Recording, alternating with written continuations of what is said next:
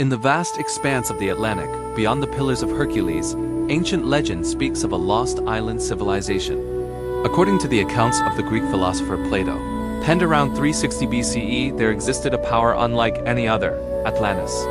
This was not merely an island, but a continent-sized empire, a marvel of divine engineering. It was said to be founded by Poseidon, the god of the sea himself.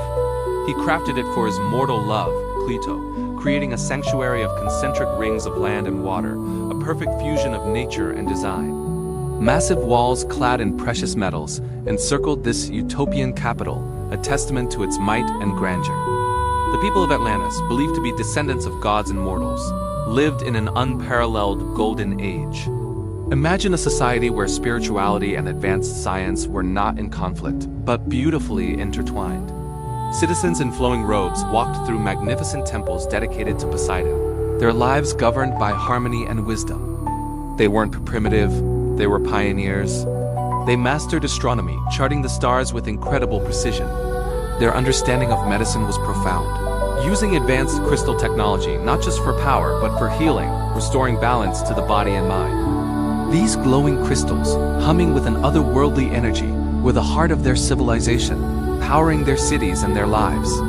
For generations, Atlantis was the embodiment of virtue. Its people valued humility, wisdom, and a deep, abiding respect for the laws of nature. They lived in peace, their society a reflection of the perfect order of the cosmos.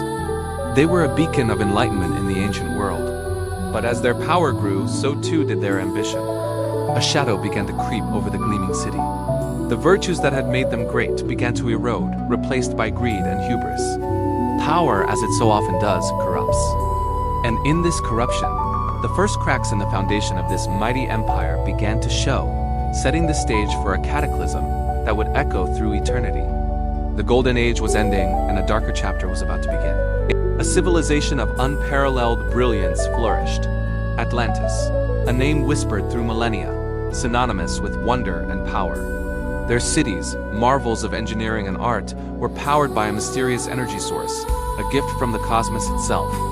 Their people, descendants of the sea god Poseidon, lived in harmony with nature, possessing wisdom that bridged the spiritual and physical worlds. They built canals that flowed like veins of silver and temples that scraped the heavens. Their society was a beacon of progress, a testament to what humanity could achieve when aligned with the universe's grand design. For centuries, peace and prosperity reigned.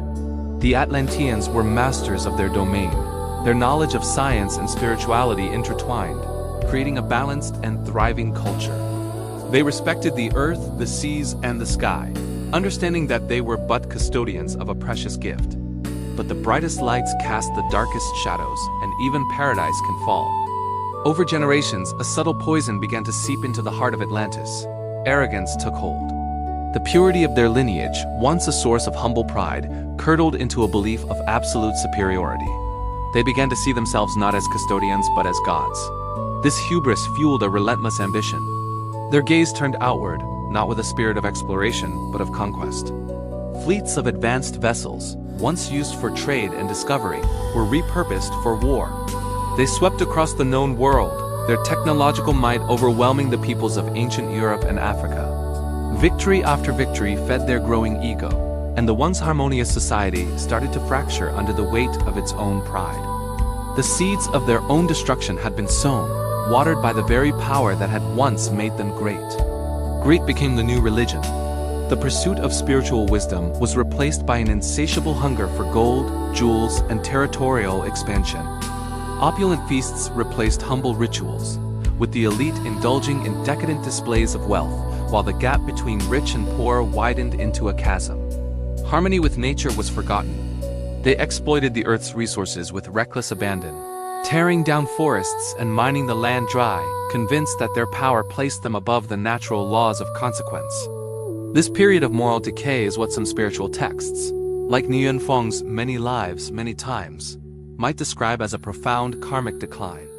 The Atlanteans, in their ego and disconnection from universal principles, were planting negative seeds, creating a debt that the cosmos would eventually collect. The very fabric of their society began to unravel. Social divisions grew ever deeper, the ruling class abusing their power, and spiritual practices twisting into tools of manipulation and control. Internal conflicts, once unthinkable, erupted across the empire. The unity that had been their greatest strength was shattered by political infighting, civil unrest, and betrayals. The Atlantean Empire, like so many great civilizations after it, began to rot from the inside out. Their story serves as a timeless warning, a reflection of the same fatal flaws that brought down empires from Rome to Babylon. Hubris and greed had created a spiritual void, a darkness that was now consuming them. The universal laws they had once revered were closing in. They had forgotten their place in the cosmos, and a correction was imminent. The benevolent ocean that had birthed their civilization was about to turn against them, preparing to reclaim what it had given. The final act was approaching, a cataclysm forged in the crucible of their own making. The end of Atlantis was not just a geological event. It was the inevitable consequence of a civilization that had lost its soul. The waves were gathering, ready to wash away the splendor and the sin, leaving only a legend and a lesson for all of time.